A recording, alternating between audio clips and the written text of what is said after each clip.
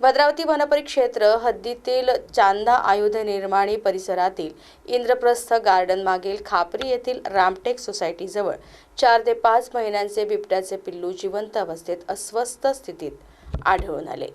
पालापाचोळा खाल्ल्यामुळे त्याची प्रकृती बिघडल्याचे प्राथमिक निरीक्षणात समोर आले। दरम्यान त्याला उपचारासाठी नेत असताना वाटेतच त्याचा मृत्यू झाला। आईपासून दुरावल्यामुळे या पिल्लाच्या खाण्यापिण्याच्या सवयीमध्ये बदल झाला असावा असा अंदाज वनविभागाने व्यक्त केला आहे। घटनेची माहिती मिळताच वनविभागाच्या पथकाने तात्काळ घटनास्थळी धाव घेत पिल्लाला ताब्यात घेतले व उपचारासाठी चंद्रपूर येथील TTC केंद्राकडे रवाना केले। मात्र उपचारासाठी नेत असतानाच वाटेतच बिबट्याचा मृत्यू झाला। त्यानंतर करण्यात आलेल्या उत्तरीय तपासणीत बिबट्याच्या घशात पालापाचोळा अडकलेला आढळून आला।